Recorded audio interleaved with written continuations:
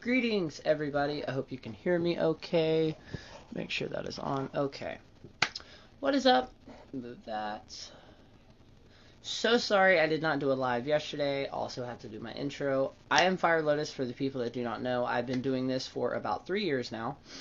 On top of that, if you hear a dog barking, my neighbor's dog, nothing I can do about that. If you hear a cat barking, that's my familiar. Sometimes he likes to be involved. I do got some quick updates really quick, and then we're just going to jump into this fully. So this Thursday, I will be interviewed for the podcast Graveyard Gatherings. You can find that on Spotify and Anchor. I'm going to share a link. Yesterday, times didn't add up. I may be on an interview this Wednesday on a brand new podcast that one of my friends. Hello. Hope you have a great day at work.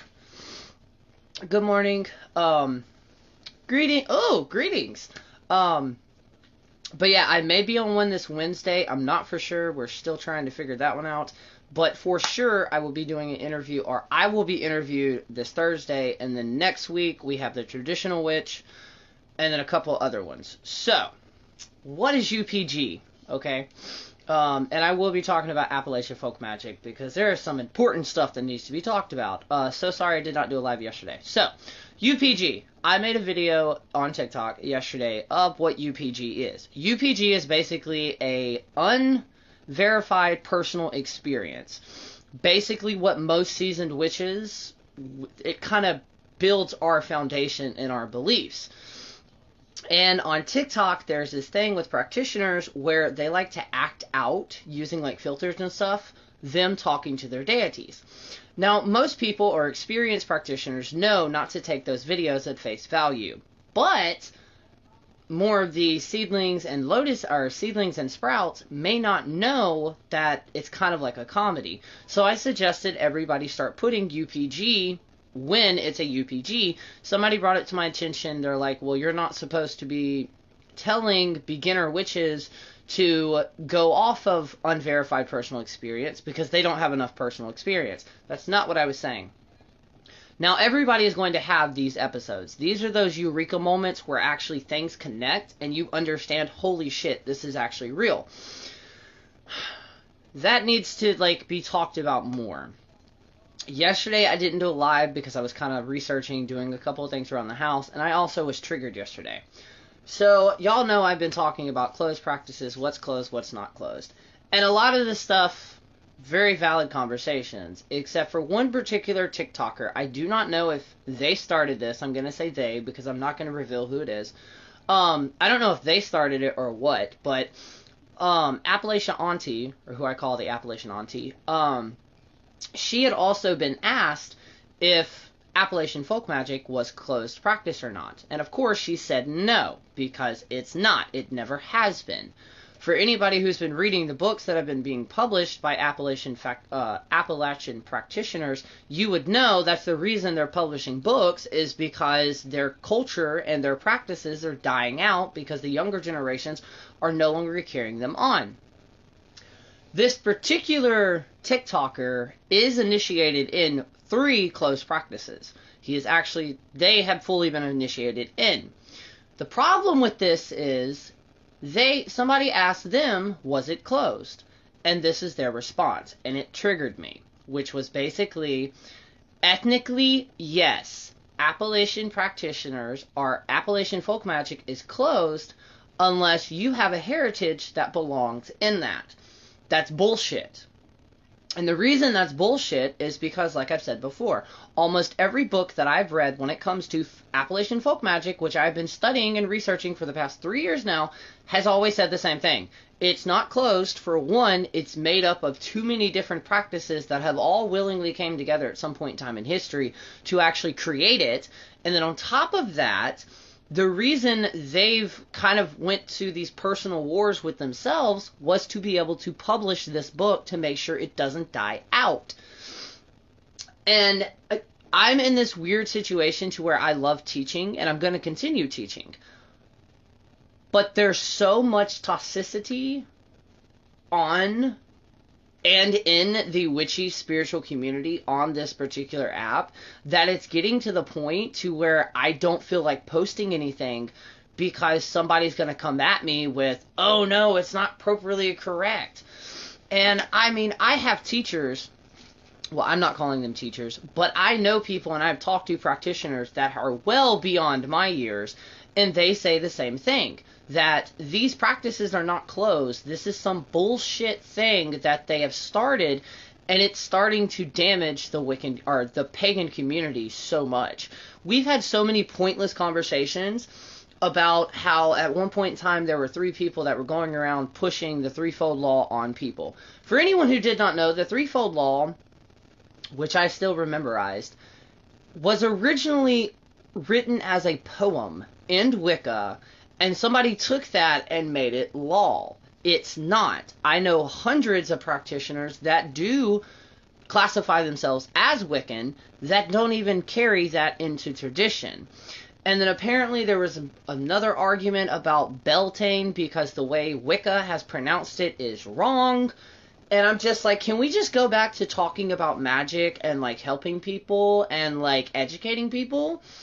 And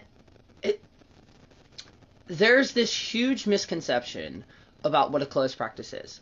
And we're going to finally finish that argument. A closed practice is a practice where you have to be in some way, shape, or form initiated inward. A true closed practice is not going to have 100% published information out there due to the fact that it is closed. I'm not even going to start on the whole race thing. The videos that I had made kind of gathering around that, I was forced to take down by another practitioner. Basically, I was blackmailed. So I went ahead and put those down and didn't touch it. But I will say this. If you feel a calling to do research, for one, doing research on a closed practice, if it is actually closed, that is 100% okay because you are educating yourself on a practice that should be closed. You're also bringing you're kind of breaking some of the stereotypes when you do your own research as well. But researching a closed practice and practicing it are 2 different things. And just basically, and I cannot believe I'm saying this, don't advertise that you're practicing. Y'all already know the drama. Hello, you already know the drama that was unfolding. One of these people was a freaking artist. An author. And she got shit for almost a week because she was reading about voodoo. Now, on TikTok, I've already told everybody that I do practice hoodoo. But see, I myself have recently been educated on the confusion behind hoodoo. With hoodoo and voodoo, there are 2 types. Technically multiple ones, but mainly 2 types, and this is what people are not clarifying on. There is what I'm going to call Creole voodoo and Creole hoodoo. Technically, the hoodoo part would technically be Southern hoodoo. I'm going to say that. And then you have traditional hoodoo, which I don't even think is a fully thing. And then you have traditional voodoo. Traditional voodoo, and we're going to say traditional hoodoo, those are in fact initiated only. But, another thing people are not talking about, Caucasian people can, if you contact the right people and you actually fly to the places where these cultures came from, were birthed from, and you pay a hefty fee, you can be initiated in them. Now with voodoo, and I have to get clarification on this as well, but I believe traditional voodoo, you do have to go through a certain divination ritual to actually see if the spirits of that practice will actually interact with you. Now, the reason that I had to do research on that was because there is this book that this one person made a TikTok on. It's on Amazon, and it's called Basic Candle Magic for Beginners. From what I understand, the book is not basic at all, but there was one candle spell in there that had the title of a voodoo love spell, and she made a TikTok saying that it was closed. Due to that one video, I have had 5 messages asking me if candle magic is a closed practice. No. And as far as I know, you will not die if you are part of a voodoo ritual. I've also had that asked too. Now, the reason this is, and the reason there's confusion behind this, is because multiple people have asked a very valid question. What happens if we've had a past life in that culture? Therefore, those spirits I'm not going to say deities, because I know in voodoo it's not deities, but those types of energies that they work with would technically, theoretically recognize your soul, so therefore you would be able to practice it. Honestly, you're never going to get a right answer. I've talked to somebody who has grew up in New Orleans, who is also heritagely, blood-wise, DNA-wise, part of the Haitian culture, or the Hades culture, and the same thing, this person has said the same thing. There's no such thing as a close practice. Gods and goddesses, deities, loas, whatever you want to name them, they do not see, this is very controversial, they do not see race. It makes sense to me. These are divine figures. Why the hell would they close you away by how you look? But anyways, it's not a close practice. Appalachian folk magic is not a close practice either. Ozark magic, not a close practice either. And the funny thing is, the two people that have primarily started saying all this shit is closed, they're in Australia. So, that in itself explains a lot. But it's pushing practitioners to a point to where we're having to hide our own research and our own practices because of the over-opinionated shit that is currently going on right now. You're having people argue in the spiritual community that you have to be vegan in order to actually be spiritual, which is stupid. And I don't know what to do. I've never been at this point. In my entire practice, I've never been in the situation to where it's a busy morning here. I'll catch you a replay later. Have an awesome day. Okay, have an awesome day. You too. But I've never been in this situation to where I'm having to think properly, or I'm having to word carefully of how I say certain things because people are so angry. And I'm never going away from these, so don't worry about that. I'm never going away from Facebook or YouTube or Instagram. But I very well may be taking a break from TikTok very soon, because the amount of stress that it's bringing, everybody's going to find something to complain about, no matter what. I know, and I've had multiple people tell me that, but the difference between this platform and the difference between TikTok, imagine Twitter and Reddit together, that's TikTok. I am so afraid that I'm going to piss somebody off that they're going to report my profile and then it gets yanked down, because I'm telling everybody now, if that happens, I'm done. I'll be done with TikTok completely. Because the kind of family or community that I've created on my platform over there, I've never really got critiqued.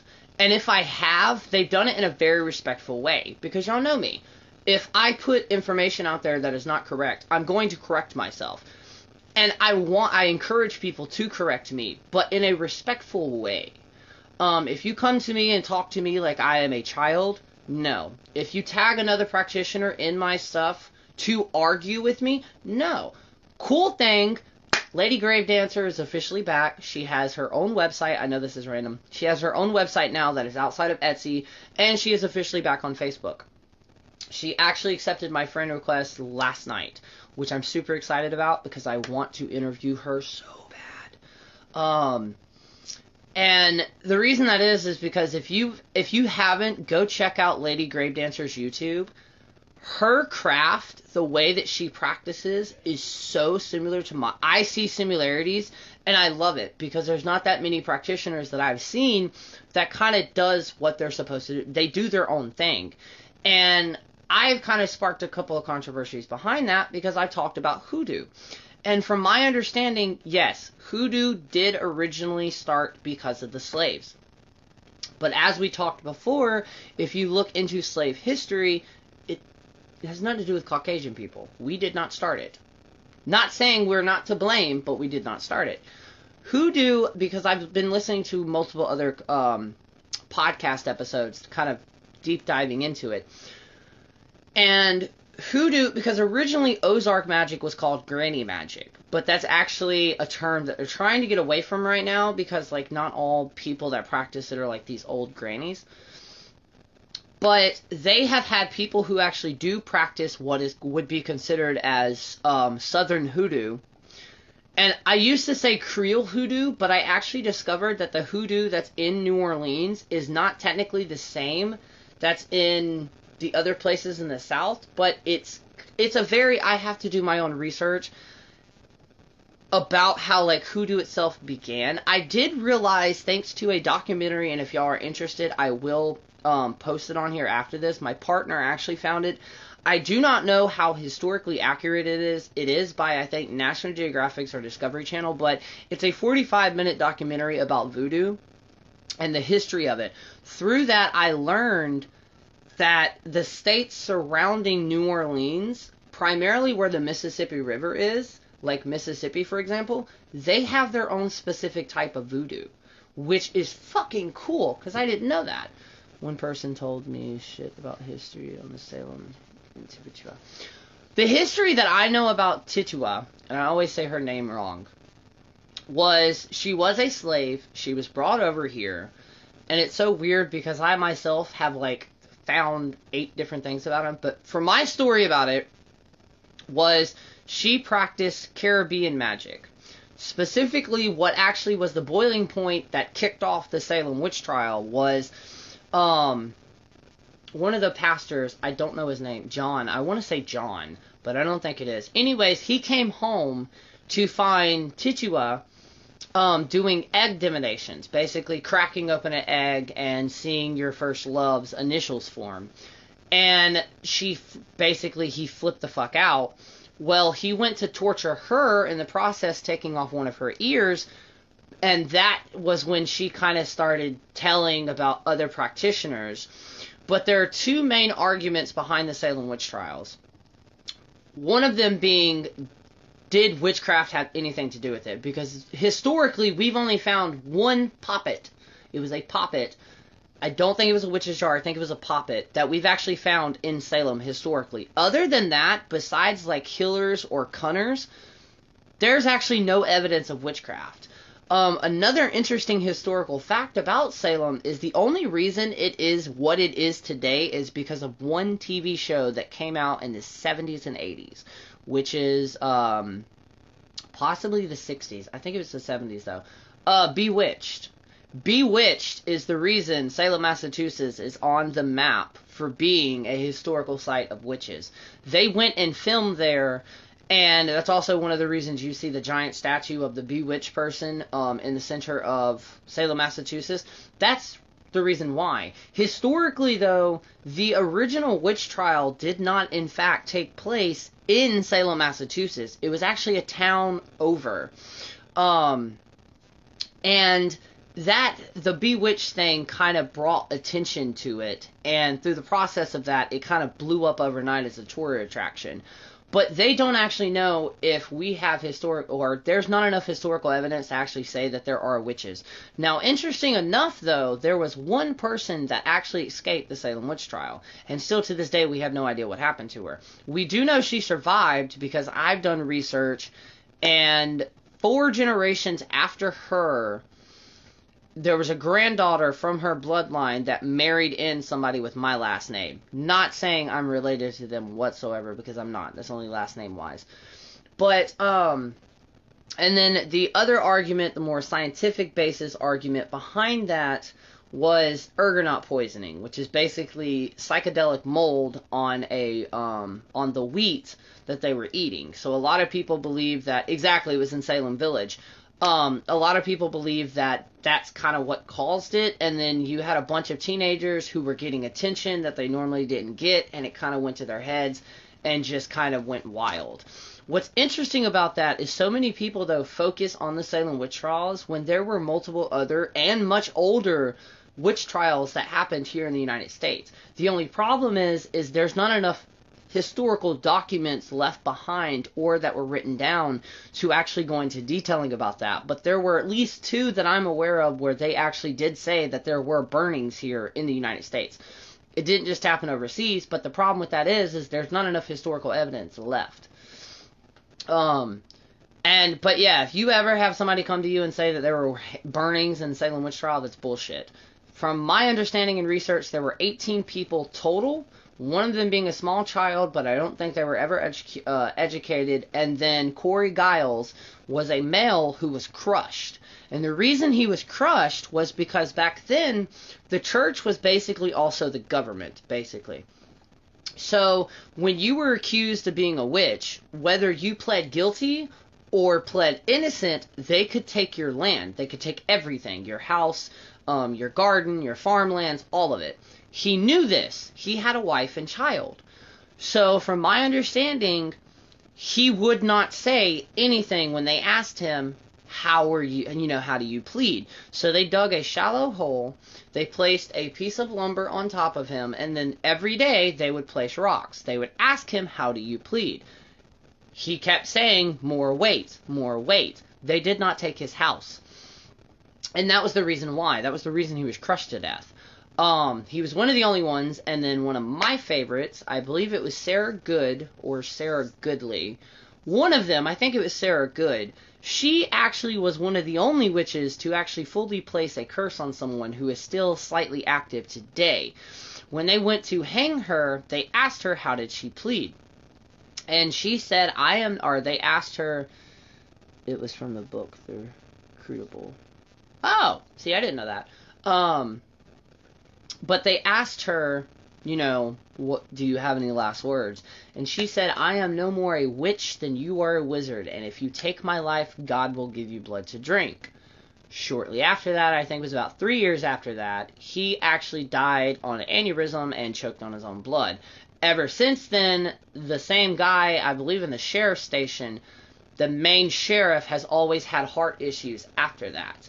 Now, the cool thing is, though, it was historically record. They did find a letter from the person that kind of was the cause of all of this that actually did confess that he believed that it was just bullshit. And then in Salem Village, the place where it actually happened at, the only thing that they still really have there, because it's not really talked about, is in the center they have a book. It's a book with the names of everybody that was supposed to be involved in the Salem witch trial with broken shackles on top of it. They wanted to cover up their dirty little secret, and then when the Bewitched station or actors and shit went to Salem, Massachusetts, it stuck because that was one of the first incidences of them showing a female witch in a positive light way back then. Plus, it was also the female movement that was going on.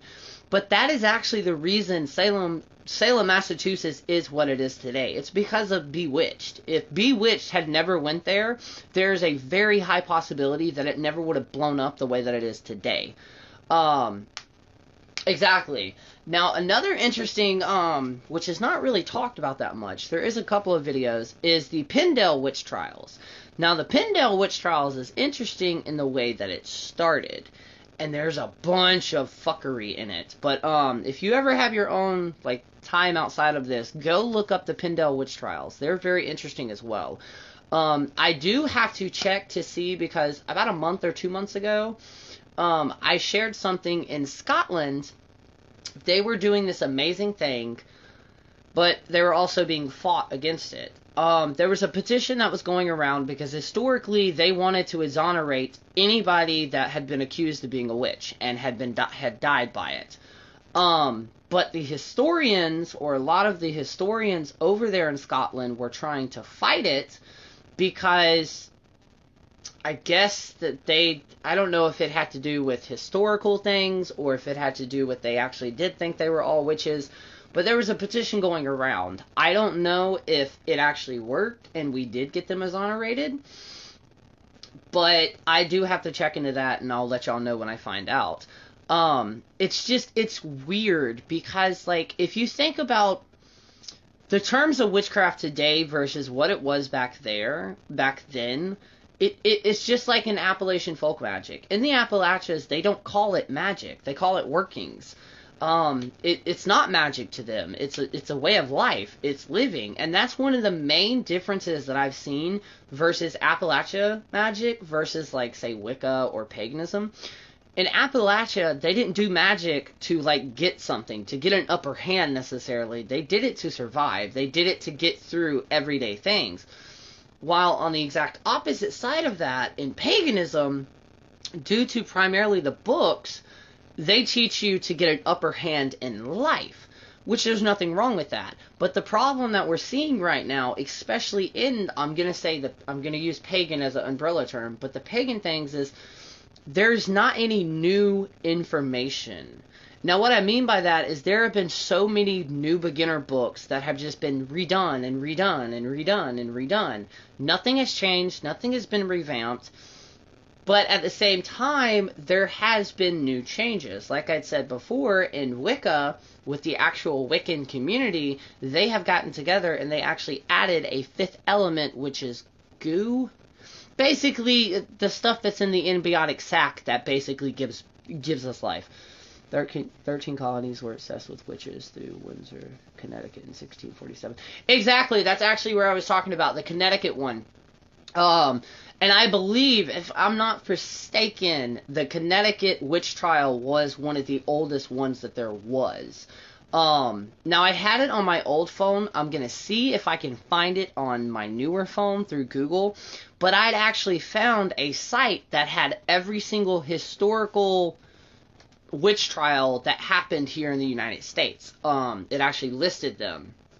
And there are at least 2 or 3 of them that are way older than the Salem witch trial. Like I said, though, the only problem is there's not enough historical research left or documentation left for them to go over it. But see, while we're talking about this, we have to think about what they considered witchcraft back then.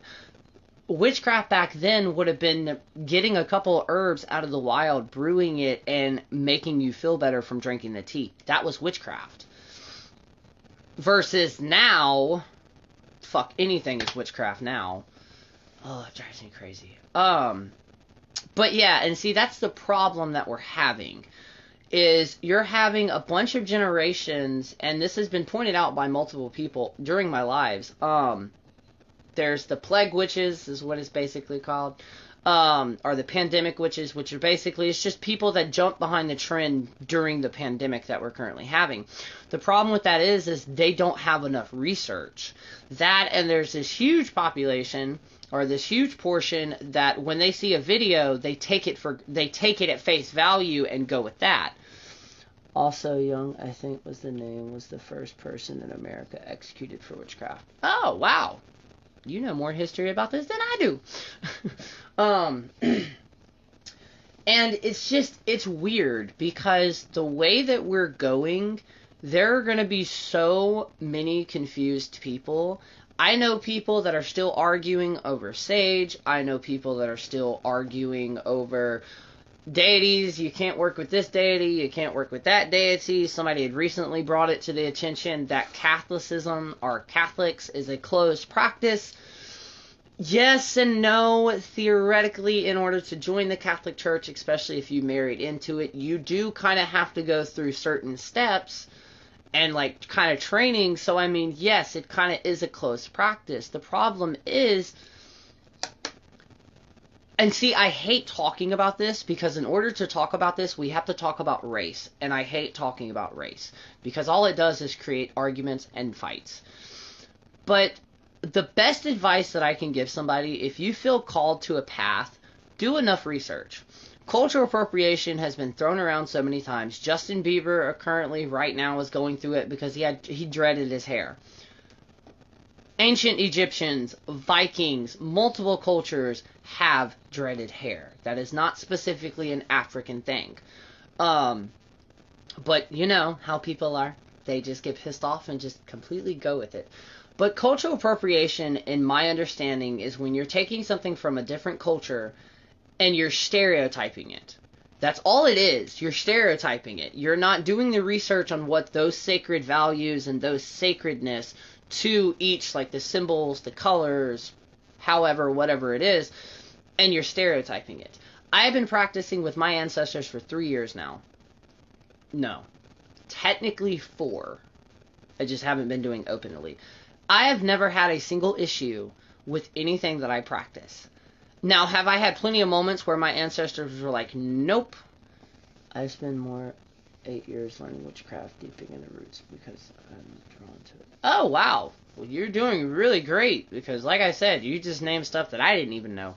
But in my practice, I've never had it. There's also a misconception with working with ancestors. When somebody hears that, they automatically think, oh, I need to work with my OG ancestors, my original ones, the ones that started my bloodline.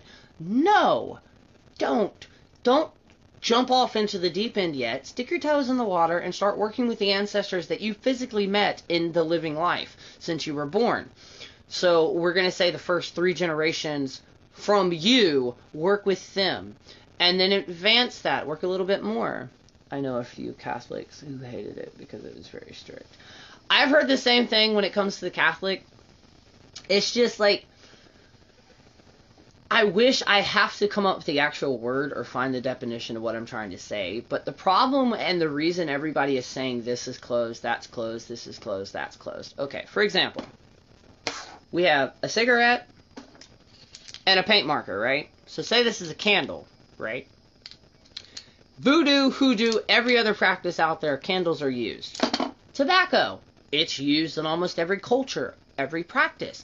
The problem is people are saying, okay, wait, so voodoo and these are used in voodoo. Oh no, that's closed to you. You can't practice voodoo.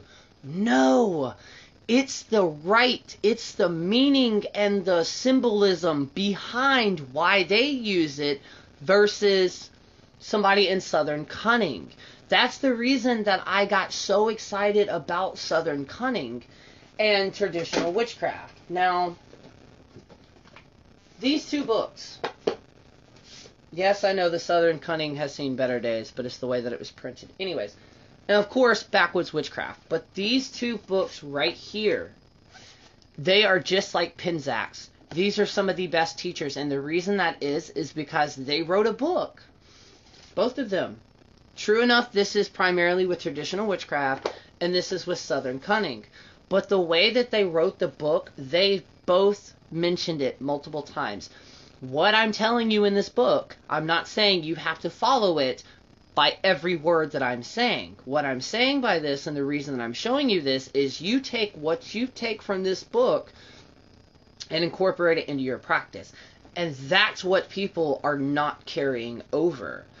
And these 2 books right here, in the past 8 years of reading witchcraft books, these are the most witchiest books that I can possibly recommend. And the reason that is because if you or anybody you know, if they ask what is a great beginner's book, tell them either the Christopher Pinzack books, which are slightly expensive, or this one right here. The reason that is because both of those books teach you about witchcraft, but it doesn't have a pagan theme to it. They don't necessarily mention the god or goddess, except for the witch father and the witch mother. And the reason I find that so interesting is because I asked Brian, the traditional witch that I'll be interviewing next week, because he works with the witch father, and I don't know if he works with the witch mother, but he works with the witch father, or the Black Woodsman. I asked him, is it an archetype? Or is it like a deity? And he said it was an archetype, which means depending on a practitioner, depending on where they're at, and depending on how they receive the world, is how the witch father or witch mother is going to interact with you. I'm assuming. I'm not particularly sure. I don't like the people that tell the clothes like someone tells on TikTok Lilith was a closed practice with... No, I've seen that too. They said Lilith was a closed practice. They said Egyptian magic was closed, which is funny because speaking of Egyptian magic, I've only seen 2 TikTokers actually talk about Egyptian magic. And one of them has actually stopped talking about it because nobody took her serious when she was talking. I've never worked with Lilith. I did know somebody very close to me, who's still close to me, who worked with Lilith. And it's so weird, too, because they said the reason Lilith was closed was because it was part of Jewish mysticism. And I'm like, okay, we'll go with that. I've always stuck with this. If you think a deity is reaching out to you, do your research on that deity. do the folklore or the legends behind that deity, and then go forward. For example, Jason, the one who made the bath bombs and stuff, that's actually the podcast that I may be interviewed on Wednesday. But he was doing research on Hecate. Before I show this book, this is a very advanced book. I mean, this is like college grade advanced book. But this book right here, Hecate, I'm going to butcher one word right. It's a study and rituals of magic and symbols of the torch-bearing triple goddess of the crossroads, Hecate. The funny thing is, the triple goddess thing, that was not always associated with Hecate.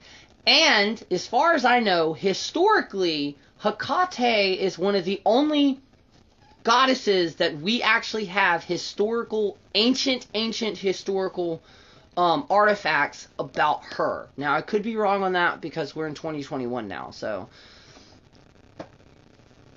And I don't understand why, because with Lilith, to me, because, true enough, what I'm about to say, I'm not saying this is how it is, but I view Lilith and Lucifer kind of the same thing, because Luciferian, I know I said that wrong, but the working with Lucifer, not out of the Bible Lucifer, and working with demons has become extremely popular, and I would think working with Lilith, especially for females, not trying to be sexist or anything, but working with Lilith and what she represents, especially now of all days, you would think she would be the prime person to work with.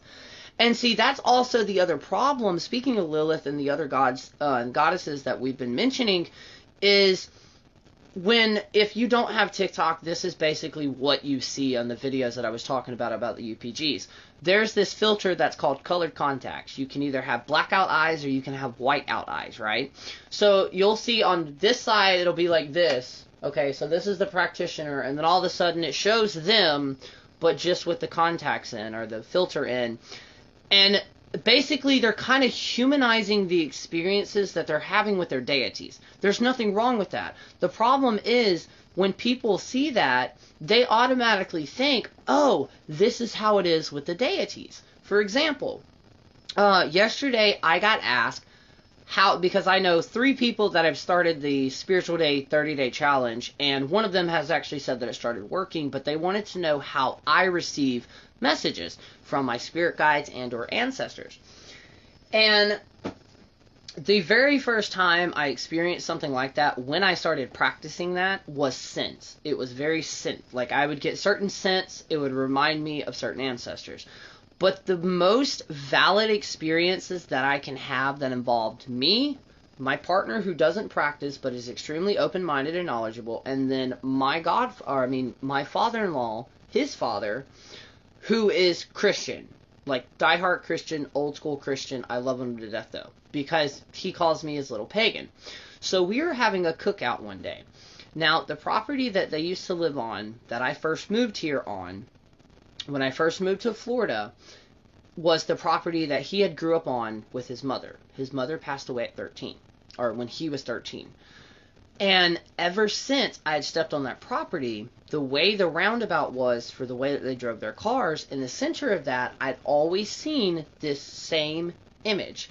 It was 3 giant, like, boulders that you would see, like, in Arizona, but, like, in someone's yard. It was like that. There were white stones around it. There were 3 very bright, very vibrant rose bushes that had roses all over them. And then there were 3 skulls. There was an alligator skull, like a longhorn skull, and some other type of, I'm assuming, like cow skull, right? I told him this. He freaked out. He goes, how did you know that? And I said, what do you mean? And he goes, my mother wanted to have that done, and we never got around to doing it. So fast forward, last year, we were over at my father-in-law's house for a barbecue, and we were all talking, and my partner looked at me, and he goes, go ahead and tell Dad. Like, just tell him. He's not going to think you're crazy. I told him. He stopped and turned pale white and looked at my partner and was like, you told him that, right? And he goes, no. He came to me with that. That's how I receive messages. It's either in my mind's eye, where I'll see like a flash, or it's knowledge that I would know. Multiple situations come up throughout our daily lives, and there are some of them where I'll call what's about to play out. May not all the details may not all fully be there, but that's how they work with me. And then that led into, well, how can you, because I do have 2 anxiety disorders. So if you have anxiety disorders, how do you know what's your intuition, what's your spirit guides or ancestors versus what's your anxiety? Anxiety is going to be in your chest, right? Or in your head. Your gut feeling or knowing something is going to be from your stomach, or it's going to be those thoughts or knowledge or ideas that pop in your head when you have absolutely no idea what it is. Another example, now this is and can be different because from what I've realized, multiple people, they interpret spirit differently. Like my partner, he has it, but he gets flashes. He gets images. Now, a very good psychic, I do not know if she's been debunked or not, but the Ghost Files, she explains it perfectly. With her, she'll get images or these random things that are not her. Another example would be, I can be talking to somebody about a subject that I have never researched whatsoever. And during conversation, without me knowing it, I will spit out knowledge that I should not know. Now, whether that is spirits, spirit guides, ancestors, it's okay. You can always replay whenever you have time. And I'm also going to start trying to turn these back into podcasts too. But when something like that happens, I'd made 4 parts and TikTok suppressed them about connected consciousness. Now this also goes into the Akasha Records. So for anyone who doesn't know, the Akasha Records is a concept that everything that has been, is, and will be has already been recorded. Whether you actually picture that like a library or a giant book, basically that's what it is. Now on the spiritual side, the spiritual world, a lot of people will charge hundreds of thousands of dollars to access the Akasha Records. Don't do it. You can access those Akasha Records. My theory behind this is I'm going to break this down and be very to where it'll make sense, right? So everything on this planet, humans, non-humans, entities, we all have our own different vibrational links, whether that's higher or lower. Depending on what you're talking about or dealing with, it's either going to be higher or lower. Humans are somewhere in the middle. We're going to say there are 7 levels, right? 7 levels of different types of vibrations. The highest ones would be the deities. The lower ones would be like some of that negative energy, the parasites that you can get while astral traveling. And then you have the Fae. The Fae is going to be slightly higher than us. Spirit, or actual human spirits that have passed over, they're going to be either slightly lower or slightly higher than us, but almost where exactly we are. When we have those episodes where we see a full body apparition, that would be both of those frequencies bleeding into each other. It's also one of the reasons you do not have to have your third eye open to see spirits, because we see stuff out of the corner of our eyes by breaking the concentration to our eyes. Okay, great. So the Akasha Records, I believe, are the same way.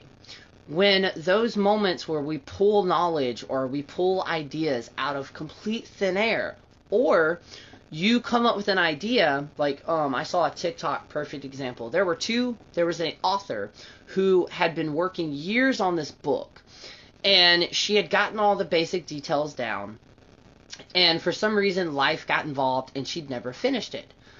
5 years in the future, she starts talking to an author as well, and this author starts telling her about these ideas. It's the exact same plot to her book. Now, historically, there's evidence of this where you have one invention that was invented, say, here in the United States, while at the exact same time, maybe a few weeks before or a few weeks after, in a completely different place on the other side of the world, you basically have that same invention invented at the exact same time. Now, historically, if you deep dive, you can see these similarities. It also goes back to, trigger warning, from what I'm about to talk about, but 9/11. During 9/11 and before 9/11, all across the world, there are these machines that are called random number generators. They basically pull the atmosphere pressure downward, and through that, they randomly create numbers that are always random. They never line up. About an hour or the day of 9/11, before the planes actually struck, every random generating machine worldwide synced up to the exact same numbers. Scientists still to this day cannot explain why or how it happened. They've interviewed people all across the world on 9/11, and they all said the same thing. We sensed something was going to happen, which is proof of a connected consciousness. Now, this is kind of going to go a little fringe, but it does tie into the entire conversation we've had today, which is, if we are, one of my exes had, his belief was that basically our universe was actually inside of a being, right? So with global warming, what happens when our bodies get sick? We run a fever to try to get everything else to be like, yo, look, we're on fire, there's something wrong. That's what he believed it was. I believe the connected consciousness, it's the same thing as the Akasha Records. It's the same thing of tapping into or channeling a spirit. It just depends on the frequency and how you line them up. And me and my ex, Josh, we actually created, and it's actually in my first original grimoire, we actually created the different levels between frequencies, because I have this ability to where I can sit and stare at something, whether that's, we'll say this, I can sit and stare at this. If I do it long enough, I will start to see almost like a ripple effect of the energy around it start rippling outward and rippling outward. And through that, we had started talking about and trying to figure out what we believe. Through that, birthed the theories behind Fae would be slightly above us. Basically, anything like land spirits. Land spirits would basically be like 2 frequencies above us or below us. The reason that is because imagine all these frequencies being laid over the exact same thing. So, for an actual visual thing on this, here we go.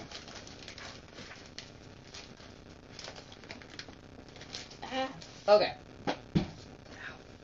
So it's like this, right? This little plastic sheet right here. There's 2 of them, right? Higher and lower frequencies, right? So right here, you see one frequency, you turn it around, you see the other. But if you hold it like this, it looks like they're on top of each other. That's how I think the universe is. Even when it comes to deities, when it comes to tarot cards, oracle cards, I believe that when you use divinations and you see or predict the future or predict certain future events, I believe that you are connecting, those divinational tools are connecting with that, basically the connected consciousness, whether you want to name that the Akasha Records or the divine or whatever, or however you want to word that. People from all around the world, different beliefs, different religions, have all shared psychic experiences, have all shared the ability to sync up and share certain things. There have been multiple things here in the United States with our governments.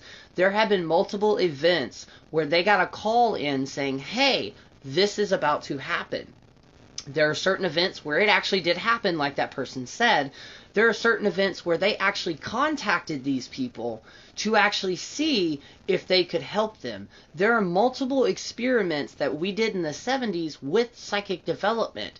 And 2 years ago, I believe it was 2 years ago, they did another one where they got this, I'm not going to say she was a psychic, but she specialized in second sight, non-astral projection, but second sight, right? So what she did was, or what they did was, they wrote these numbers down, put it in an envelope, and put it face down on the shelf. They let her walk in the room. The shelf was directly above her bed, and she laid there, and she got these numbers correct. And the percentage of times that they did this and she got it correct, scientifically, they do not understand it, except for she has actually successfully used second sight. Me, like I manifest something, I can see energy and feel it like a honey jar that I have to yesterday. Exactly. And see, that's another thing that they don't talk about enough in magic. All of these books that I've recently been publishing, they're like, you know, these are the correspondences, these are this. That's only one part of it. Setting your intention is only one part of it. When I made this honey jar, let me grab it really quick. When I made this community honey jar right here, by the way, if you haven't seen the TikTok, let me close it. This is it. This is the community honey jar. There are all types of sigils everywhere, right? So yeah, all the ingredients, all the petitions, like 20 of them, I threw all this together and said that was magic. No.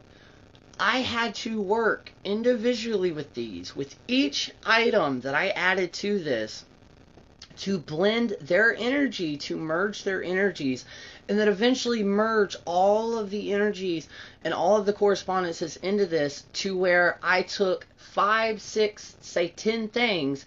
It would be like putting something into a cauldron and getting a diamond. That's exactly how magic works. You have to merge all of these things together like alchemy to create something entirely new, which thus would be the honey jar. And they don't talk about that enough. And it drives me crazy because I'm like, yeah, I can easily roll a candle around, glue some herbs to it, and light it. That doesn't mean it's going to be magic. You have to learn to work with energy. And everybody is going to experience it differently. And it is one of the most hardest things to actually describe to someone, because I've actually successfully taught 4 people in my practice on how to work with energy. But sitting there telling them to stick their hand in the water and say, how does that feel? They're going to say wet. Okay. That's why the other technique, which is where you go up to a plant, it's slightly easier to work with versus like a pet or a human. And you go up to them, say this is the plant, right? We're going to say this is some type of plant. So you do your hand like here. And in your head, if you can visualize, you're going to visualize your hand moving without your actual hand moving. So imagine you pushing through and your energetic self itself is reaching out and touching this plant. When you do that, and when it does take time, because it took me like 10 attempts to actually successfully do it. When you do that, you will actually be able to feel that energy. There's this machine that somebody created, and if I ever get my hands on it one day, I'm not going to shut up about it. But there's this tiny little machine. It looks like an old school iPod, and it comes with 2 little connectors. And you can randomly go up to any type of organic plant matter, and it plays the music or the frequencies that those plants are giving off. And it's going to be different for everybody. That's proof that there's energy being radiated off of plants. Yes, me too. Front honey jar. I charge everything. The jar too. I have to charge it before I cleanse it. Exactly. And that's another thing, like, I've seen people, and I understand it's part of their practice, but it's new to me. Like, this whole, where you're having to cleanse, not you, but people on TikTok, where they're taking stuff off their altar and cleansing them. And I don't understand that. Like, for example, here we go. Let me stick you up. This right here. I have never cleansed my cauldron. See all that stuff caked onto it? That's magical residue. That is literally magic that you have been working with and working with and working with and working with, like a magic residue. And it's true. And I mean, I do understand, like, if you're going to give it to a deity or dedicate it to something, I understand cleansing that. If it's brand new, of course, cleanse it. But people are taking these things, and, like, when I mentioned the honey jars, I had people that had never heard of a honey jar. And they're like, teach me. And I'm like, okay, but with my content on TikTok, they're only 60 seconds. I'm not going to be able to break down how an energy jar works. I told them enough information to do their own research. And with that, if you've ever seen any of my videos, and this is to anyone who watches this afterwards, I know so many people tell beginner witches or beginners, go do your research. They never tell them how and where. Books are always going to be your friends. Mainly, if you pick up, I said that so weird, my country accent came out. If you pick up a book and you flip to the back and there are no reference researches or references to do other research, it's probably a bad book. Now, another thing is a lot of people say go to Google. Do not Google. No. Fuck Google, okay? Google is horrible when you're studying witchcraft. Good morning. When you were going to study something, go to Bing. Go to DuckDuckGo. Go to some of the alternative search engines because you're going to get better references. You're going to get better information. Look at blog posts. Definitely look up blogs. Look up YouTube videos. And then, unless it's like basically everything that you research, take with a grain of salt. Because, for example, recently I've been researching on Marie Laveau. I listened to 2 podcasts. One of them I shared, the other one I haven't yet. They basically had the exact same episode, except for the research that they did were completely different. And that's the confusion.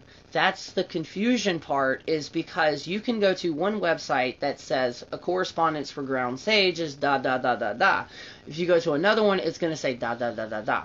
What I was always taught with is when it comes to a correspondence, use with what works with you. Most of these plants that we have labeled as correspondences, like for example the flower, the bleeding heart, the reason it's made for love and stuff like that is because that's how it looked like. That's where most of our definitions behind what we use these plants for is. It basically, way back then, we're like, well, you know what? That looks like a bleeding heart.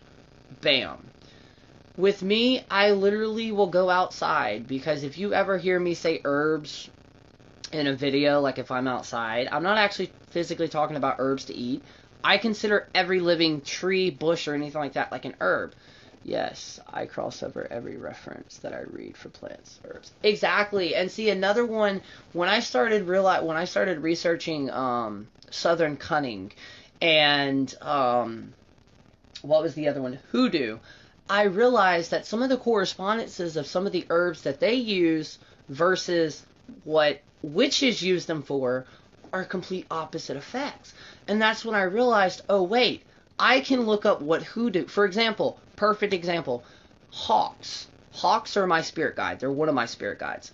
And I did not say animal totem, I said spirit guides. They have always shown up to me if something either A is about to happen, whether that's good or bad. And I've never realized why. I've always been drawn to hawks. Hawks, crows, and ravens. Or hawks, crows, and owls. So recently there's this group that I'm in, and it's about hoodoo. And a lot of them, the owner of it basically just makes like kind of cheat sheets with correspondences. In hoodoo, what I use a hawk for is my spirit guide. In hoodoo, that's what it's used for.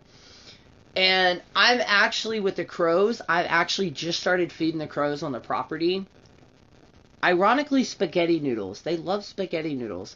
But I'd randomly had, because with our house we have leftover nights, which is basically everything that we cook throughout the week. If it's still good, we'll just kind of eat that. What's left over, I always donate to the land. I have 2 spots where if we have any leftover food, I'll dump it out.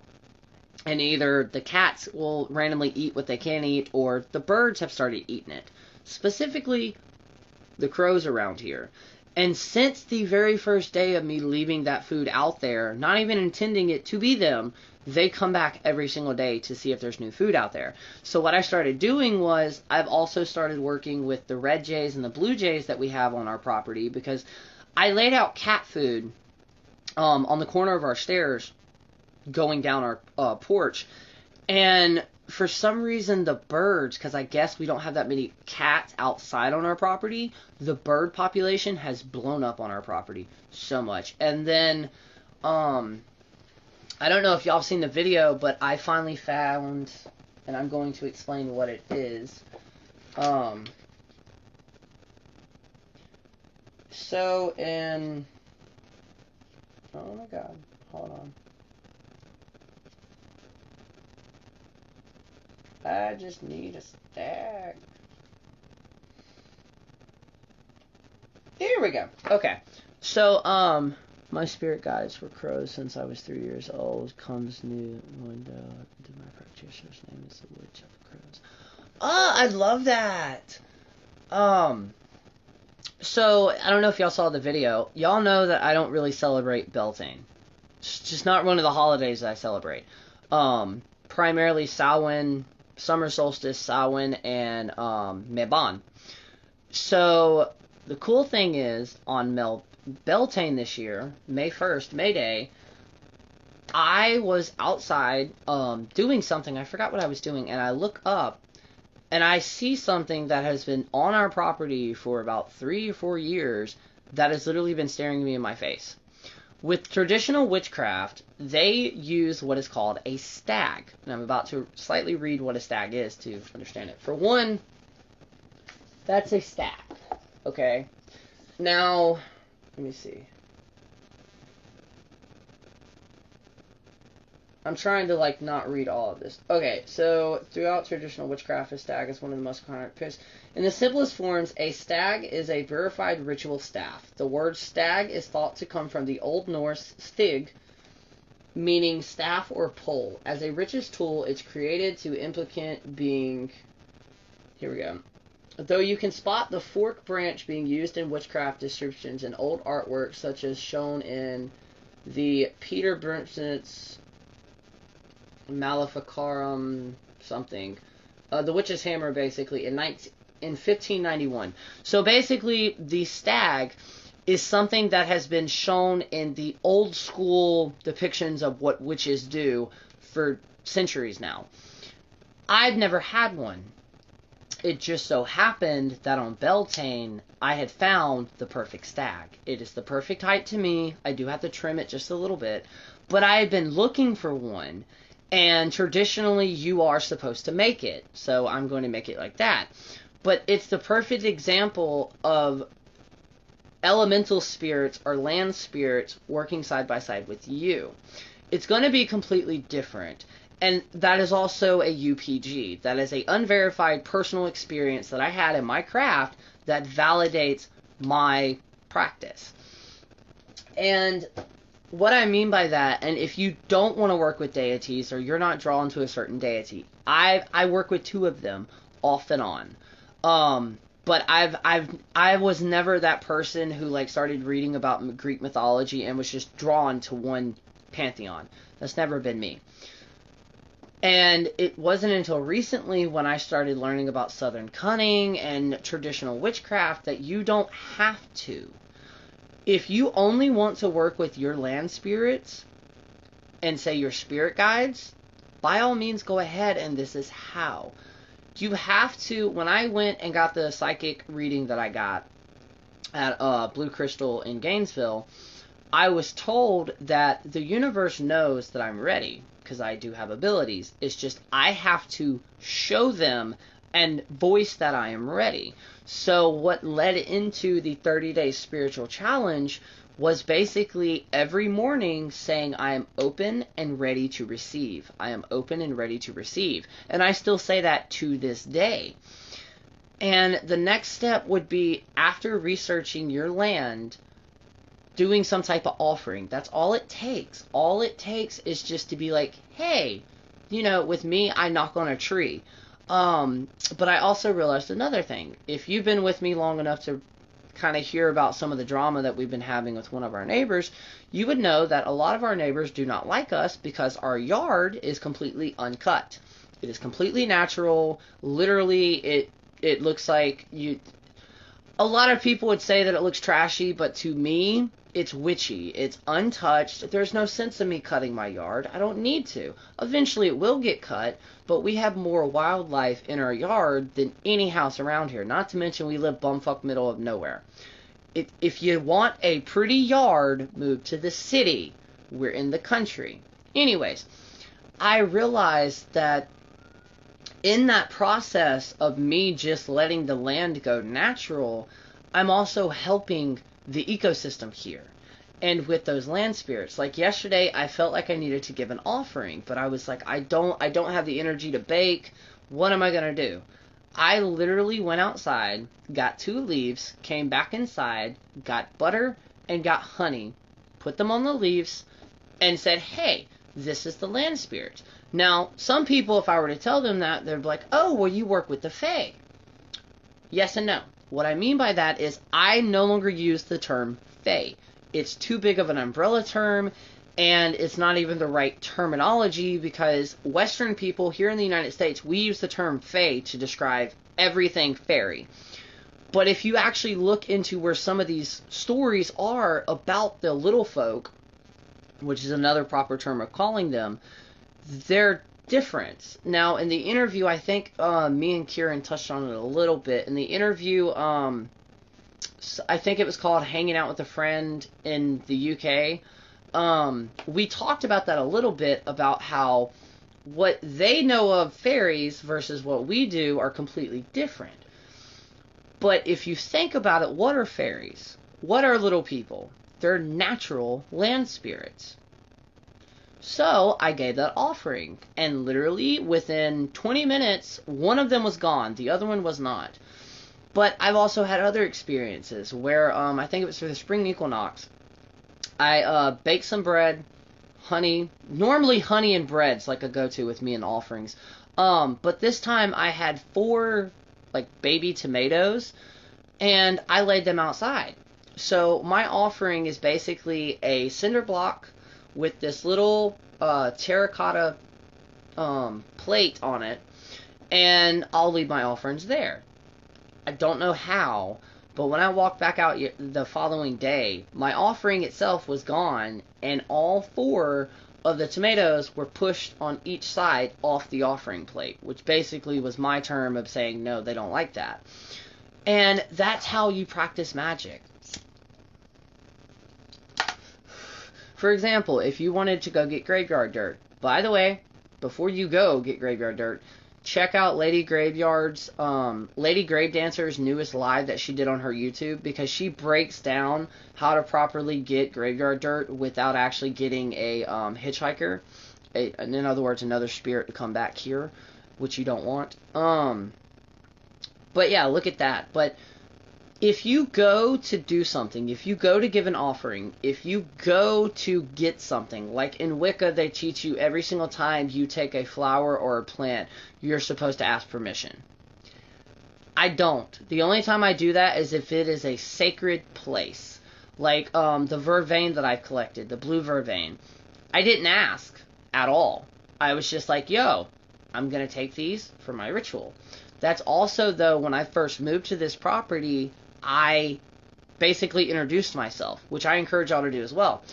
And how I introduced myself was basically I walked outside and I was like, hey, land spirits, I'm, my full name. And then I was like, I'm Fire Lotus. I am a practitioner. If it's okay with you, I would love to do magic here. If you don't want to mess with me or if you don't want to work with me, that's completely okay too. But just know that, like, nothing's going to get damaged. I'm not going to hurt the environment or anything like that. I haven't had a problem practicing here. The other place that I've lived, I've had multiple problems practicing. And that's another thing that's not talked about. It's so, witchcraft always confused me because, and still to this day, it gets to me, because in other places of the world, they still have monuments and ancient structures. But the United States, it's a very complex mixing bowl of all different types of cultures and beliefs and everything like that. I send you a picture of my honey jar I've done if it's helping me have success in finding a job in the monetary house of where I live. Oh, sweet. I would love to see that.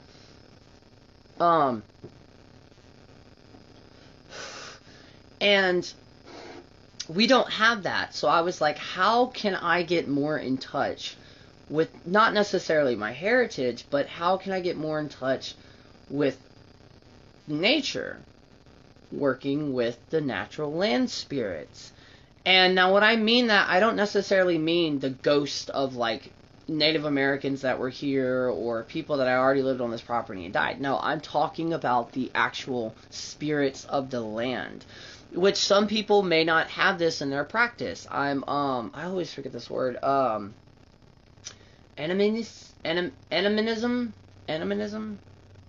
Basically, it's the belief that everything on this planet has some type of spirit, whether it's this, whether it's a tiny little rock, whether it's a lighter, it all has spirits. That's what I believe. And working with them, talking to them, it's just like when you get a brand new Oracle deck or Tarot deck.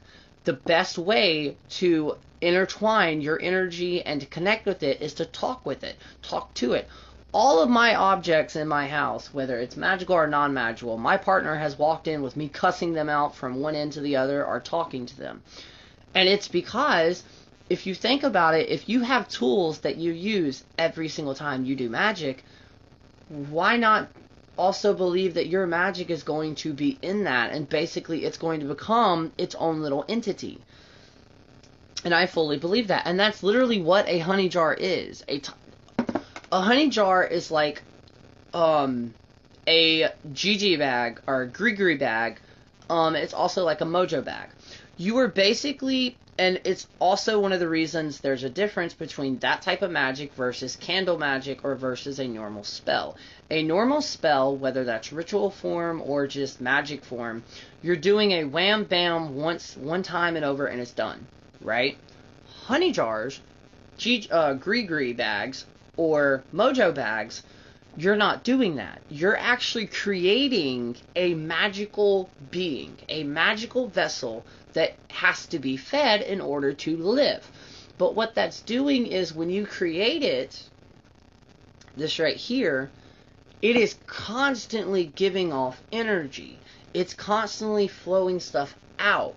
And that's one of the reasons you have to charge it / feed it, which would be either lighting a candle. It depends on what you're working with. A honey jar, it would be lighting a candle next to it that has the same things that went into the candle that went into the honey jar on that candle.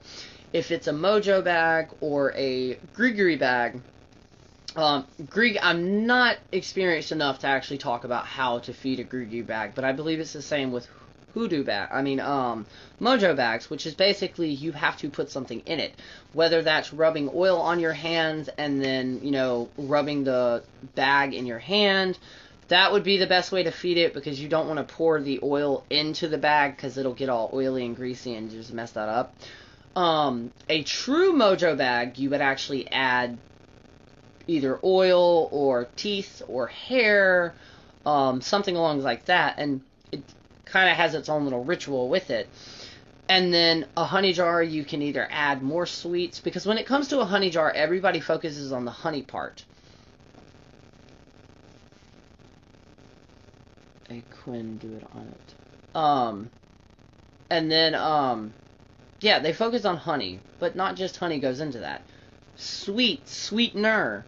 Artificial sweetener can go into it. Molasses can go into it, but it also depends on what you're trying to do. Hard candies, sweet hard candies can go into it. Now you can unwrap them. Some people don't unwrap them and throw the wrapper and all in them with them. When it comes with lighting a candle, you don't actually have to put the candle on top of it, because this one right here, for example, it has a plastic top. I'm not putting a candle on that because it could melt through and completely burn it. But I have a piece of wood that I'll put on top of this and put the candle on top of that. Or you can literally just set the candle right beside it, because it has the same thing. You're feeding it.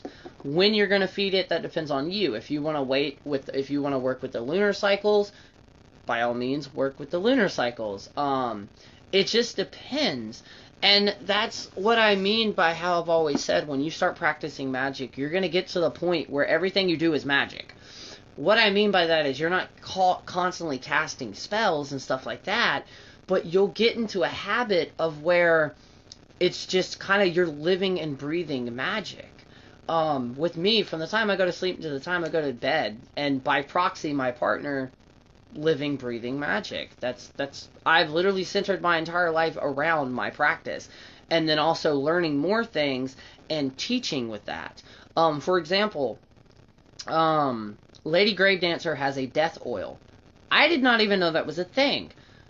Proxy to that, instead of a death oil, I've created a death vinegar, which has 4 types of vinegar in it, one of them that I created, versus a shit ton of other kind of gnarly or dead things. Now, death water or death oil. It doesn't mean you use it and you die, but you can use them in spells or rituals where you want a symbolic death or death of a situation. I mean, you could use it to hex somebody, but I wouldn't do that. But when it comes to things like this, the number one thing that I can tell people, besides those 2 books that I just recommended, which is The Crooked Path, the introduction into traditional witchcraft, and then Southern Cunning. No, I'm not saying you need to start practicing traditional witchcraft. But the way that they wrote both of those books, they teach you the basics of witchcraft without it actually being pagan influenced. Because traditional witchcraft, the only actual good definition would be non-neo-pagan practicing witch. That, and they primarily go on folklore and old wives' tales, kind of. And that's what I said in my video the other day. If you have multiple generations that grew up in the South in the United States, you had a practitioner in your family. They just didn't call it magic. It was old wives' tales, you know, those things that your family just did. It was magic. And I grew up in Alabama. Very heavily presence of old wives' tales and kind of those little things. Like, I learned at a very young age, if you go past a pasture of cows, if the majority of those cows are laying down, it's going to rain. And that's also where Bio-Regionalism comes in at. Which is also mentioned in both books, Southern Cunning and The Crooked Path. And Bio-Regionalism is another thing that needs to be incorporated into everybody's practice. And all that is researching your area that you live in. Now, what I mean by that is studying how animals act throughout for an entire year, throughout all the seasons. Knowing what animals are normally in your area and what aren't. And the reason this is so crucial is because, and I believe he actually used this as an example in his book, but I'm also going to use it for my property. My property, we have a huge presence of blue jays and robins, and we have finches, right? We have hawks, we have a falcon, I believe we have one falcon, and we have a couple of eagles. I think I've seen one of the eagles. Anyways, if I were to ask for a sign, we say that up here too, I'm always told it's a farmer saying. I believe it is too. And there's another one, like in the morning time, when you go to make your first cup of coffee, if the bubbles center in the center of the cup in this perfectly round formation, it means there's a pressure system moving, and it's probably going to storm within the next couple of days. But a perfect example is if I ask for a sign from the deities or from my spirit guides, and I walk outside to see a red jay sitting in front of me, that's not really going to be a sign because I'm used to seeing red jays. Now, if I did that and then walked outside and there was a different type of bird species that I'd never seen on my property before, that would be a sign. True enough, those signs and omens are going to be different because it depends on the practitioner. But if you know what is normal in your area, then it will help you easier decipher if that's a divine sign or an omen or if that's just a random bird. And I will say it does work. Bio-Regionalism works. And if you live anywhere like in Florida or any other place like Florida where you have multiple different types of like regions and life forms and all that other shit, because here in Florida, especially where I live, here specifically where I live, it's sandhill country. There's not that really, like, we don't have all the wildflowers that are growing and all that other shit like clovers and dandelions. We have a little bit, but not that much because it's sand. It's a bunch of sugar sand. Versus 30 minutes up the road or 45 minutes up the road, you're going into like swampland mixed with city land mixed with prairies. So see, it's very diverse. And if you understand how all of that works, it also, if you understand and you start studying, because if you live in Florida, you have multiple different types of wild herbs growing all the way around, or all around you. Research them. Figure that out and then incorporate it into your practice, and that's going to make you a good witch.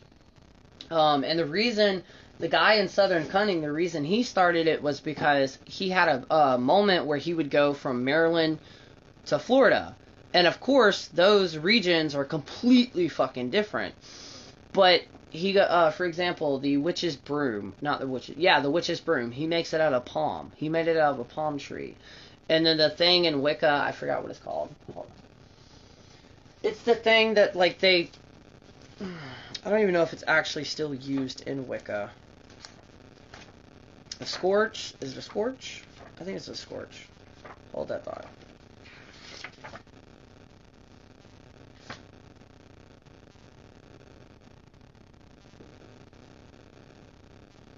Coven, but most Wiccans choose not to score. A score. Okay, a score.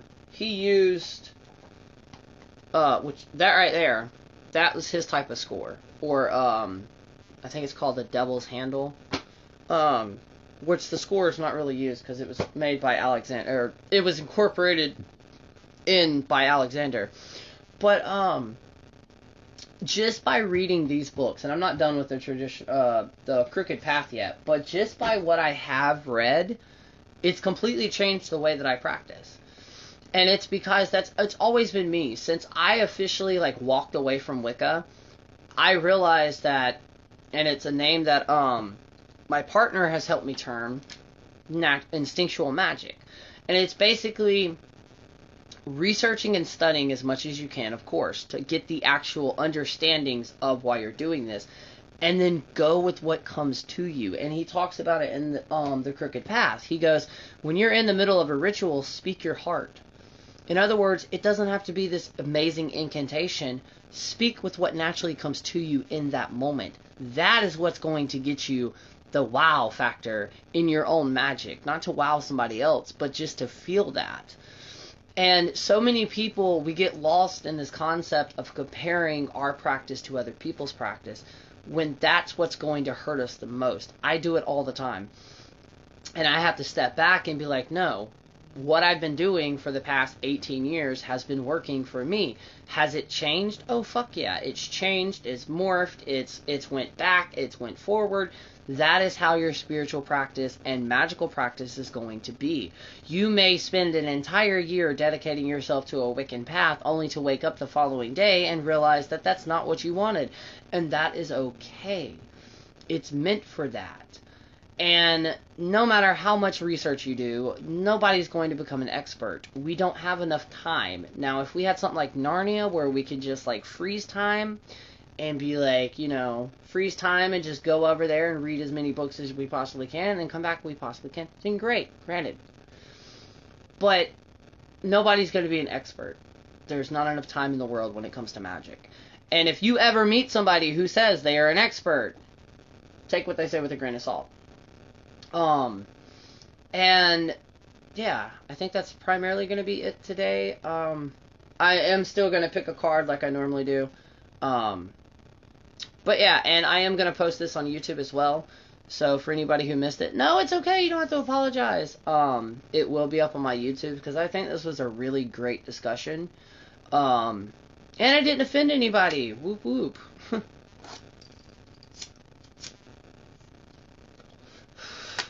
But, and even if you do work with the deity, the circle of protection, I do it, but it changes. I do it differently. I actually don't even use a circle.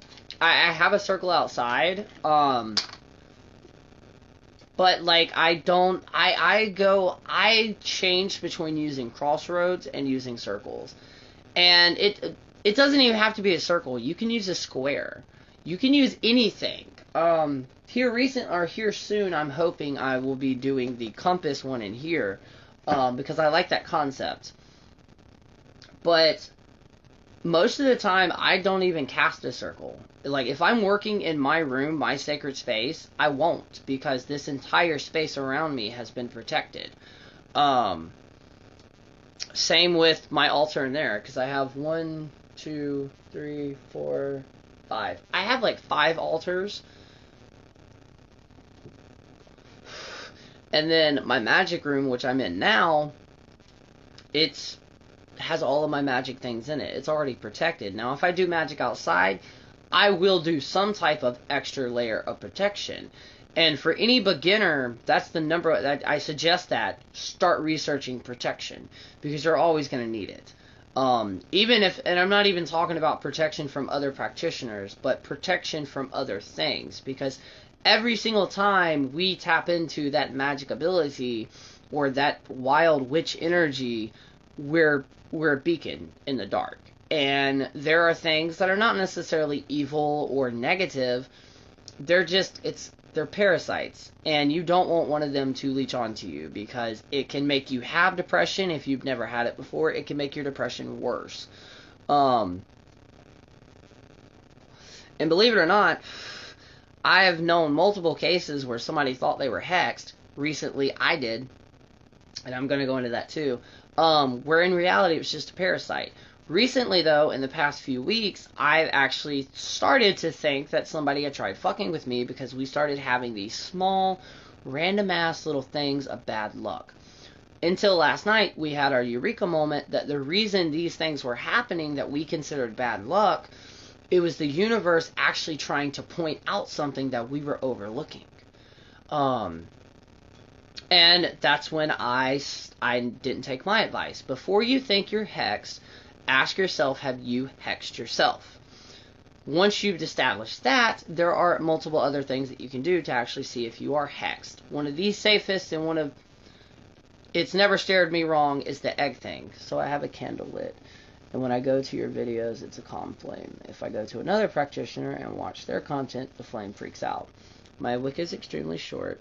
I guess whoever is watching over me must enjoy your content. Oh, thank you. I love that. Me too, but the part, yes, in my room, no, because I live in a studio and I protect my studio with 8 different protections. Exactly. And see, there was this misconception, or there's this debate that came up a few years ago, and I tried bringing it back up in the pagan community, or the witchy community, but apparently just nobody wants to talk. Salt is very controversial. In the simple fact, salt absorbs all energy, whether that's positive and negative. With the salt lamps, the Himalayan salt lamps, they're great to have because all the technology that we have, they give off what is called negative ions. They can be bad for us, but some of them can also be good. You're not always going to want to be or always cleanse things, because if you're always constantly cleansing things, your magical residue is not having enough time to build up. And your magic residue in itself can become one of your strongest protections there is. But if you ever do think you're hexed, get an egg, a fresh egg. Well, not fresh. It can be like from the store, but it can't be frozen. Get a cup of water. If you want to add salt, you totally can. Some people do, some people don't. Start from here and literally rub it all down your arms, down your face, down your back, down your entire body until it ends with your feet. Crack it open. Now, while you're saying this, you can either say absorb all the negative energy or show me if there's any tricks that have been thrown my way. Crack it in a cup of it can be a bowl, but it's better if it's like a cup about this high. It needs to be clear. Crack it open and let it sit there for about 5 minutes, and then go back. Depending on how it looks, and you can literally go to YouTube. It's called eggromancy. You can go to YouTube, Bing, any type of search engine besides Google, and you can find how to incorporate how to read your yoke, basically. And if you do indicate that somebody has thrown something your way, just do a cleansing bath or do a cleansing on yourself, and then a couple of days later do another eggromancy to see where that's at. And if you think somebody has crossed you, if you can, make some type of uncrossing oil or uncrossing water and uncross yourself. Or figure out something to where you can uncross yourself.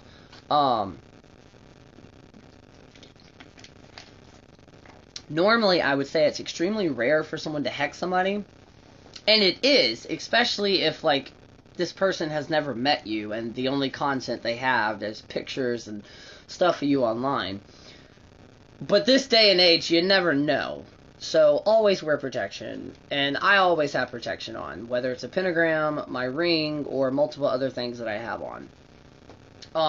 But also know that your spirit guides and ancestors also try their best to protect you.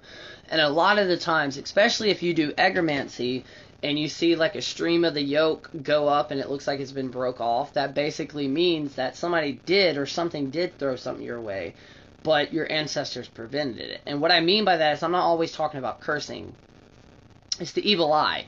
Basically, when somebody is just, they're judging you. They don't want you to succeed. That's what's known as the evil eye. Basically, if you do that and you have little bubbles at the very top of the water, people are watching you and they don't want you to succeed. That's all that means. But yeah, that's going to be it today. I'm going to go randomly pull a card. Hopefully it's not the same cards that I always get in this reading. And then, yeah, like I said, I'm going to download this, and then I'm going to upload it to YouTube, because I think this is a very great conversation to have. And it's not really had enough.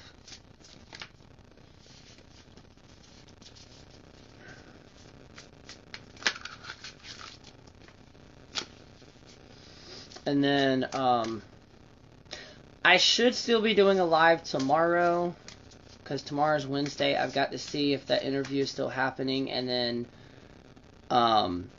Thursday I may do a live, but it may be after my actual interview, or it may be very early before, because my interview is going to be at 1 o'clock Thursday. So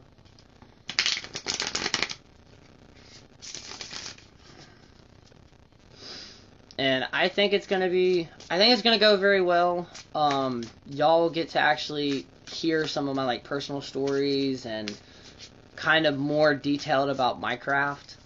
And the podcast that's going to be on is Graveyard Gatherings. And then the second one, or the one that's supposed to happen on Wednesday, I'm trying to think of the name because it's a brand new podcast. But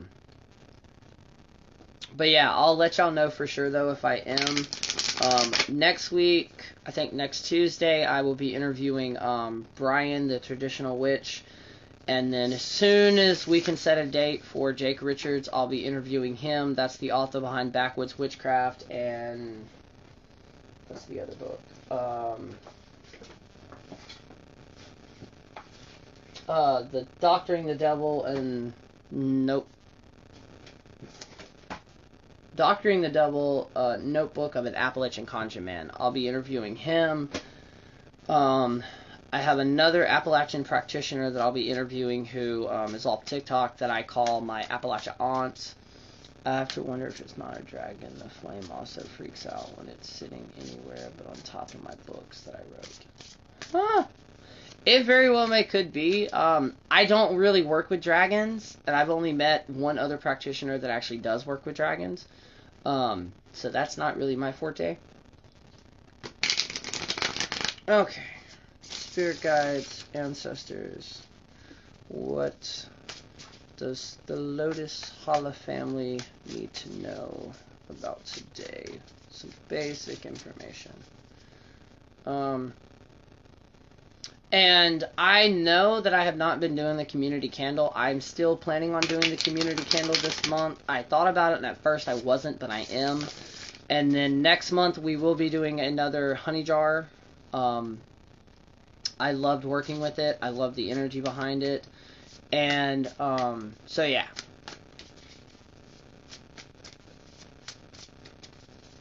Okay. Ah! There we go. Alright, we got the Six of Cups and the Son of Cups. Ooh, emotions.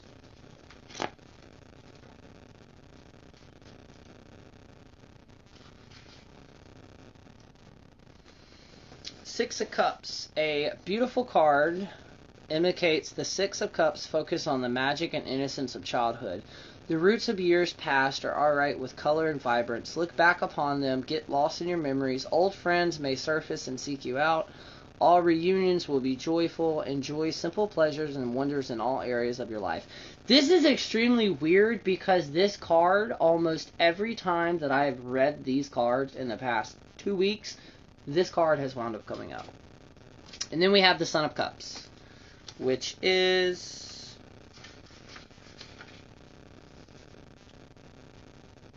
like all of the Cup family, the son truly excels within the arts. He's usually a musician or a visual artist of some type, and he finds success within his field.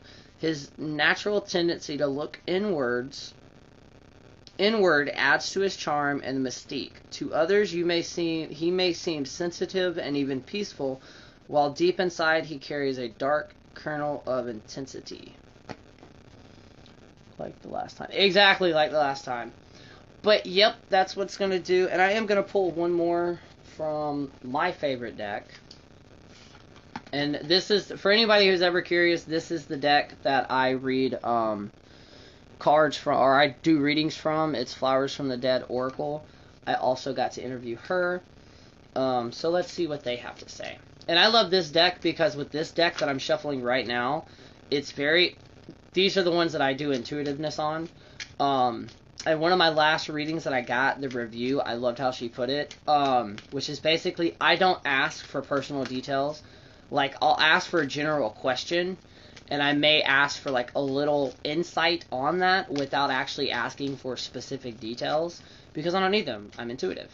And knock on wood, every reading that I've given with this deck, unless that person just ignored what the cards were saying, they've never been wrong. As in, I've never gotten a bad review. But just know, if you get your cards read by me, if you are a person that does not like handling the truth, it will call you out. Alright, let's see.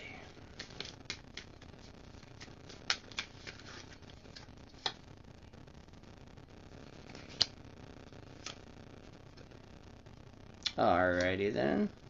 Do a little bit more. Ooh, okay. We got 3 cards on this. Travel and stamina. Some of y'all need to get out there and kind of have a little fun. Some of y'all are going through a lot of confusion and misunderstanding. And I also believe that ties into this right here, which is the spider, jealousy and grudges. Basically, you're holding on to something. Everybody has grudges, but you're holding on to something, and what you're holding on to, it's poisoning you, basically. And that's also can be where the confusion and misunderstanding is coming from. So, yeah, that's going to be it for today. Like I said, this is going to be on YouTube. It'll be posted a little bit later on today. All my lives are always posted, so you can always replay them. And as always, thank you for the likes, shares, comments, all of that. I will let y'all know, as far as I know, I will message you, or DM me, please. DM me and I'll get up with you. But yeah, that's going to be it for today. As far as I know, I should be going live tomorrow, but if that changes, I will let y'all know. And yeah, until then, I hope you're all enjoying this weird, crazy energy that we're having. And yeah, until then, I will see y'all tomorrow. Peace.